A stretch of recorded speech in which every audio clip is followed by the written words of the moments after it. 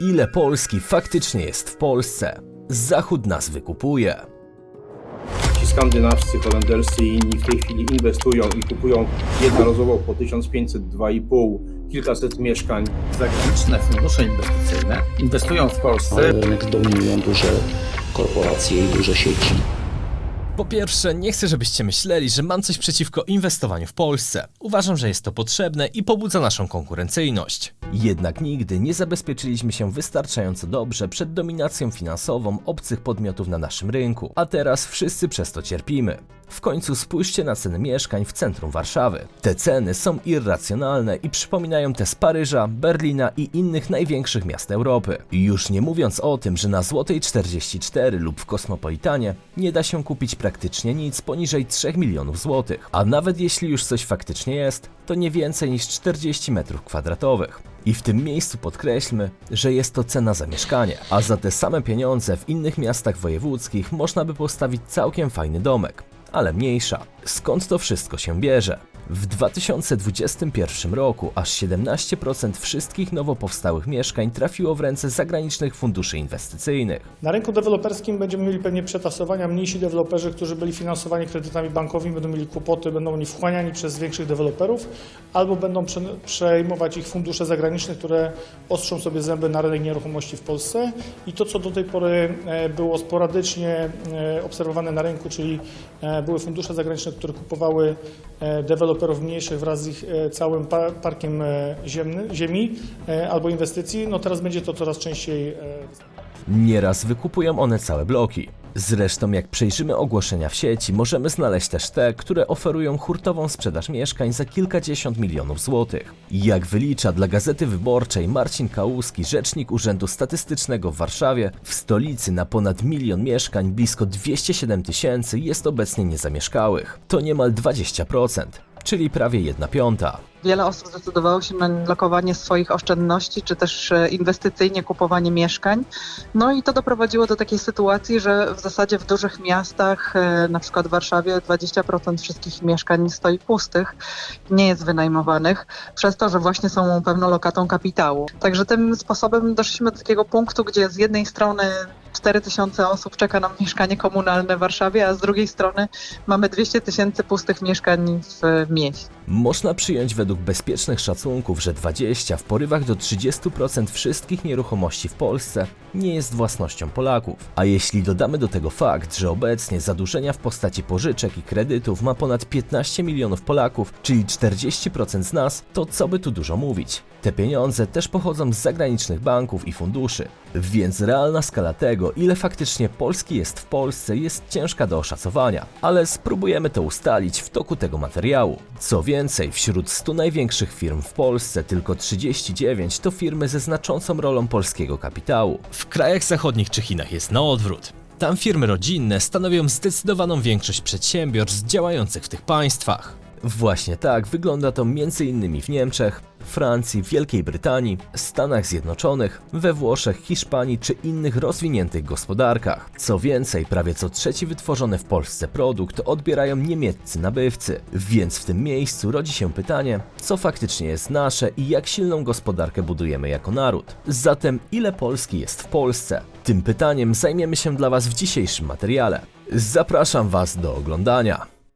Pamiętajcie, że każdy mój materiał jest analizą i nie wszystkie przedstawione w nim teorie muszą się sprawdzić. Właśnie po to dostępna jest sekcja komentarzy, w której możecie wyrazić własną ekspresję i włączyć się do dyskusji. W końcu nikt z nas nie jest nieomylny. Wracamy też z unikalną koszulką lub bluzą dla tej osoby, której komentarz będzie miał najwięcej polubień pod filmem. Projekt naszego nowego gadżetu pojawi się w przyszłym tygodniu. Jeśli natomiast lubicie gry planszowe, to polecam Wam naszą grę planszową Globalista, w której to na mapie Europy lub świata możecie zmierzyć się z innymi graczami, grając od 2 do nawet 6 osób. Na stronie www.globalista.pl znajdziecie też stare ozdobne mapy zapakowane tak, żebyście czerpali przyjemność z ich otwierania. Do tego też pieniądze z PRL-u, nasze dekoracyjne świece w kształcie ziemi, naklejki państw, zestawy barmańskie, a także wiele innych. To wszystko dlatego, że sklep ciągle rozwijamy i rozwijać będziemy. Niedługo możecie się też spodziewać zapowiadanego update'u Maplorda, a ten będzie naprawdę gruby, oraz kilku innych projektów, projektów, o których jeszcze Wam nie mówiłem, ale wszystko w swoim czasie. Oprócz tego zapraszam Was na nasz nowy inny kanał, czyli Global Daily, który ostatnio dość mocno łapie wiatr w żagle,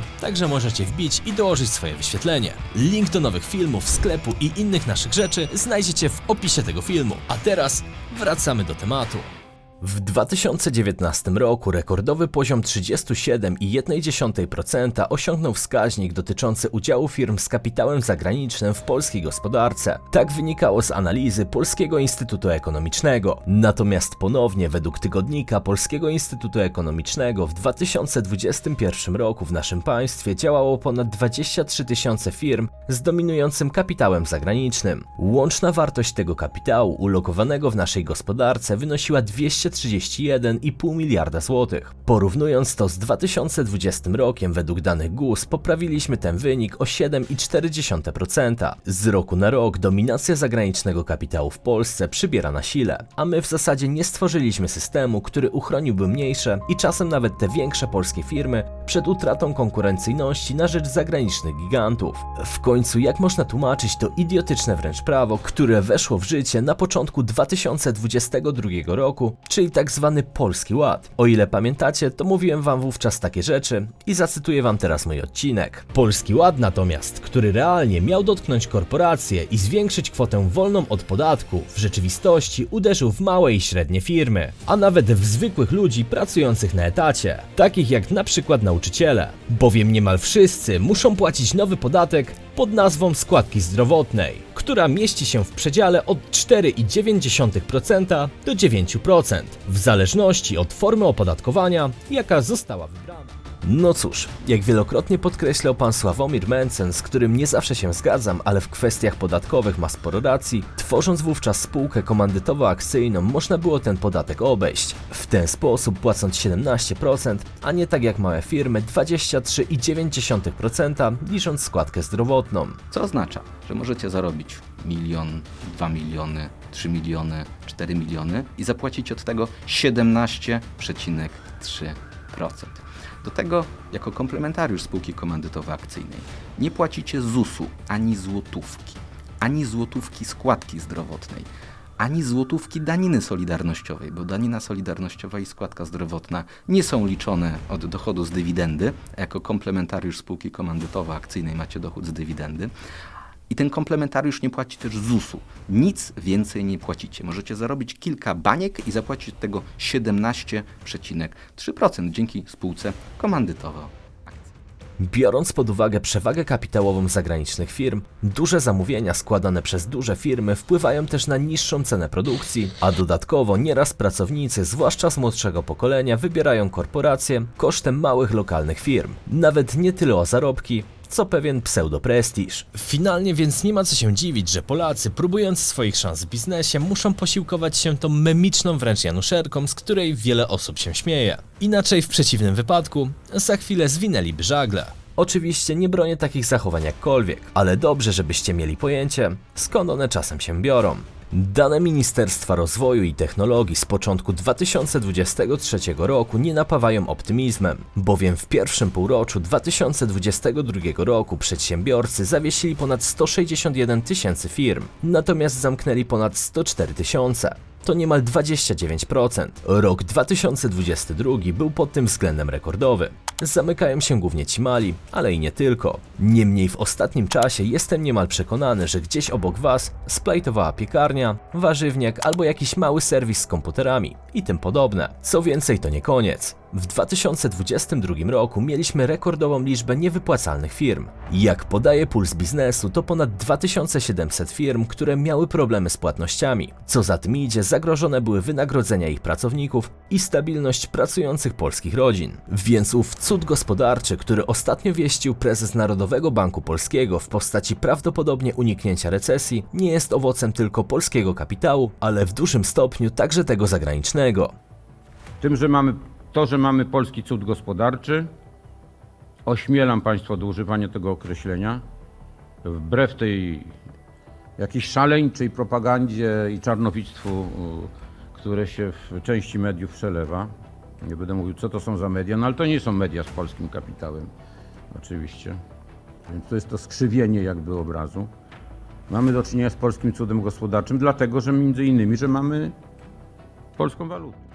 Pod koniec 2021 roku pojawił się też ciekawy artykuł na portalu money.pl, z którego wynika, że zagraniczne firmy działające w Polsce powszechnie nie płacą podatku CIT. Tak wynika z raportu Związku Przedsiębiorców i Pracodawców. Według wyliczeń tego dokumentu luka w CIT w polskim budżecie spowodowana niepłaceniem tego podatku przez firmy zagraniczne sięga nawet 35 miliardów złotych. Za te pieniądze można byłoby niemal całkowicie naprawić polską służbę zdrowia. Jak natomiast wygląda to na GPW? Bo przecież tam zagraniczni inwestorzy także mogą ulokować swoje pieniądze w największe polskie spółki. Okazuje się, że kapitał zagraniczny już od dłuższego czasu odgrywa kluczową rolę na naszym parkiecie, ale w tym roku uzależnienie od pieniędzy z zewnątrz jest wyjątkowo silne. Zagranica odpowiada za 36% handlu, inwestorzy indywidualni za 35%, a polskie instytucje za 29%. Na rynku akcji zagranica miała zaś łącznie aż 63% udziału w obrotach. Tak więc z optymizmem patrzę na ten kolejny rok. Dalej będziemy zwiększać paletę instrumentów finansowych i liczymy na to, że inwestorzy odnajdą się w tej nowej sytuacji. Coraz większe rzesze inwestorów będzie wracać na nasz parkiet, szczególnie myślę tutaj o inwestorach zagranicznych.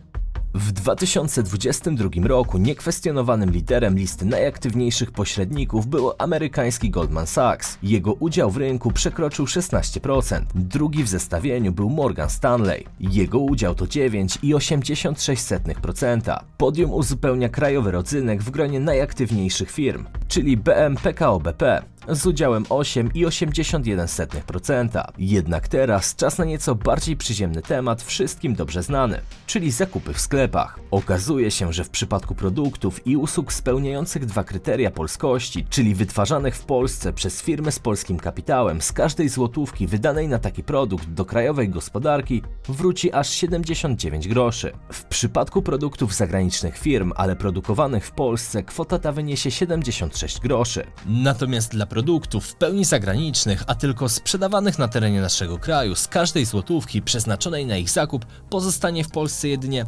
25 groszy. Bierzmy pod uwagę, że swoją marżę naliczają jeszcze zagraniczne sieci handlowe. W przypadku wszystkich największych sklepów detalicznych w Polsce według rankingu przygotowanego na koniec 2020 roku pod względem przychodów, na 10 największych sieciówek tylko jedna trafiła do grona liderów. Mowa konkretnie o Dino, które zajęło 10. miejsce. Znacznie wyżej pod względem obrotu był Lidl, Biedronka, Rossmann, Auchan i inne zagraniczne marki. Na podstawie danych z 2022 roku zmieniło się niewiele. Poza tym, że Dino prowadzi dynamiczną ekspansję, co zaowocowało 8. miejscem. To, co teraz widzicie, to mapa największych inwestycji, jakie były realizowane w naszym kraju w ostatnich latach. Większość z nich, poza tymi rządowymi, została opłacona przez zagranicznych producentów. Wciąż w końcu chętnie inwestują u nas producenci części samochodowych, ale też inni przemysłowcy z uwagi na względnie niskie koszty pracownicze na tle Europy. Często pada także hasło, że jesteśmy obecnie fabryką Europy. Z jednej strony to dobre, ponieważ rozwija się nasz przemysł i know-how jak w przypadku Chin, ale to wciąż pokazuje, że daleko nam do gospodarki opartej na usługach, handlu i finansach. Wprawdzie wiele się zmieniło przez ostatnie kilkadziesiąt lat i dziś udział w rynku usług, przemysłu i rolnictwa jest już bliższy do tego notowanego na zachodzie, ale wciąż jest wiele do zrobienia. Niepokojące są też wyprzedaże polskiego majątku zagranicznym spółkom, ponieważ te nie zawsze są tak opłacalne, na jakie się je kreuje. Afer związanych ze sprzedażą polskich firm jest bardzo dużo i to polecam Wam zagłębić we własnym zakresie. Niemniej z ostatnich głośniejszych spraw jest sprzedaż jednej z rafinerii Lotosu Saudi Aramco. Jednak to już temat mocno polityczny. Bez względu na wszystko, faktem jest to, że udział zagranicznego kapitału w Polsce rośnie, na co wskazuje także wykres ukazujący liczbę wykupu przez zagranicę gruntu i nieruchomości z ostatnich lat. Osobiście nie mam nic przeciwko temu, ponieważ chyba żaden pieniądz nie śmierdzi, jeśli wszyscy z niego korzystamy. Jednak mam też wrażenie, że nie mamy odpowiednio sporządzonych przepisów i nie wszyscy w Polsce równo korzystają z tego, że ktoś spoza granic Polski u nas inwestuje. Musimy pamiętać też o naszych małych firmach, które generują prawie co drugą złotówkę w kraju i ludziach, którzy też w tej nowoczesnej, względnie drogiej gospodarce odnaleźć się muszą. Dlatego osobiście mam nadzieję, że w najbliższym czasie zmieni się ciut więcej niż tylko ostatni planowany przez rząd program ograniczania wykupu mieszkań przez fundusze, bo ten problem nie tyczy się tylko tej jednej gałęzi, jak sami już zdążyliście zauważyć. Dajcie znać, co sami na ten temat sądzicie, a ja dziękuję Wam za dziś. Trzymajcie się. Cześć.